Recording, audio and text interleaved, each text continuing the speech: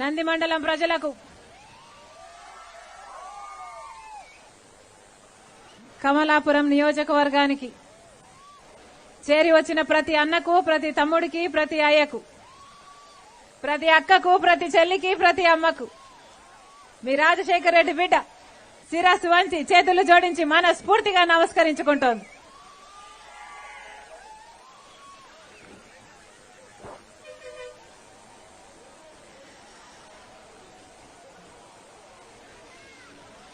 పక్కనే ఇక్కడికి చాలా దగ్గరలో యాదవ గ్రామం ఈరోజు పొద్దున పోవడం జరిగింది.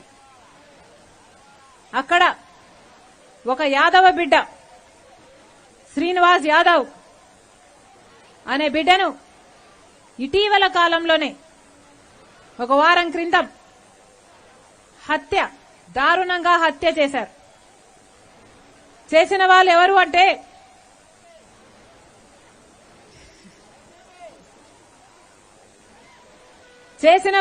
అంటే ఈ శ్రీనివాస్ యాదవ్ కుటుంబానికి అక్కడ కొంచెం పట్టా భూమి ఉంది. పక్కనే పెద్ద మనుషులు ఉన్నారు. ఆ పెద్ద మనుషులకి ఈ భూమి కావాలి కాబట్టి ఎంఆర్ఓ దగ్గర నుంచి అంతా మేనేజ్ చేసుకుని ఆఖరికి పోలీసులను కూడా వాళ్ళ గుప్పెట్లో ఉంచుకొని వాళ్లకు సహాయం చేసేటట్టు స్థానిక ఎమ్మెల్యే రవీంద్రనాథ్ రెడ్డి గారు, ఎంపీ అవినాష్ రెడ్డి గారు వీళ్ళందరితో సన్నిహిత సంబంధాలున్న పెద్ద మనుషులు. కొద్ది సంవత్సరాల క్రితం శ్రీనివాస్ యాదవ్ తమ్ముడిని ఇలాగే ఒక ట్రాక్టర్ యాక్సిడెంట్ గా చిత్రీకరించి ఆ అబ్బాయిని పొట్టన పెట్టుకున్నారు. వారం రోజుల క్రితం అదే భూమి కోసం శ్రీనివాస్ యాదవ్ ని సొంత పొలంలోనే ఆయన పొలంలోనే పనిచేస్తుండగా రాళ్లతో కొట్టి దారుణంగా చంపేశారు.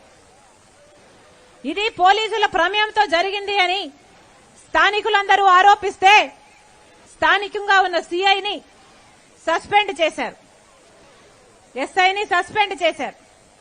కానీ విచిత్రం ఏమిటి అంటే ఆ కుటుంబము ఎవరినైతే దోషులుగా చూపుతుందో, మా బిడ్డలను పొట్టన పెట్టుకున్నారు అని వాళ్ళు ఆరోపిస్తున్నారో, ఎవరైతే వాళ్ళని ఏళ్ల తరబడిగా హింసిస్తున్నారో, వాళ్ళ భూమి గుంజుకుంటాము అని నానా రకాలుగా బెదిరిస్తున్నారో, చిన్న కొడుకుని ఈ కొడుకుని ఎవరైతే పొట్టన పెట్టుకున్నారో వాళ్ళ పేర్లు మాత్రం కనీసం పోలీస్ డిపార్ట్మెంట్ ఎఫ్ఐఆర్ లో కూడా చేర్చలేదు. ఇప్పటికీ యథేచ్ఛగా బయటే తిరుగుతున్నారు. ఎందుకు అంటే పెద్ద మనుషులట, ఎమ్మెల్యే రవీంద్రనాథ్ రెడ్డి గారికి సన్నిహితులట, ఎంపీ అవినాష్ రెడ్డి గారికి సన్నిహితులట.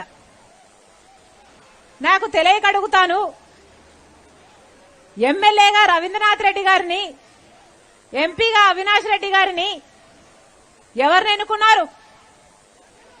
ఎవరు ఓట్లేస్తే ఎమ్మెల్యే ఎంపీ అయ్యారు? అధికారం ఇచ్చింది ఎవరు? ప్రజలు.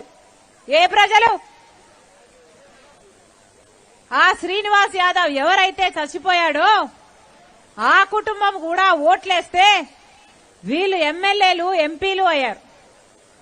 ఈరోజు ఓట్లేసిన వాళ్ళు అన్న కృతజ్ఞత లేదు. భూమి కావాలనుకున్న వాళ్ళు సన్నిహితులట, పెద్ద మనుషులట, వాళ్లకు సాయం చేయబోయి వీళ్లను హత్య చేయడానికి కూడా వెనకాడలేదు.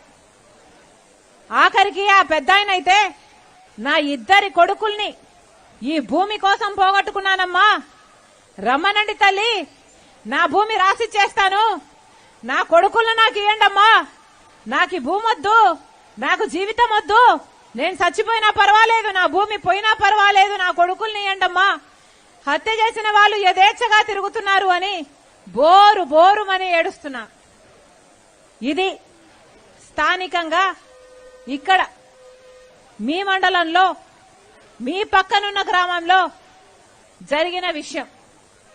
ఇక మీకే ఇంత అన్యాయం జరుగుతుంటే ఇక రాష్ట్రంలో ఉన్న వాళ్ళ సంగతి ఏమిటి? ఎక్కడ చూసినా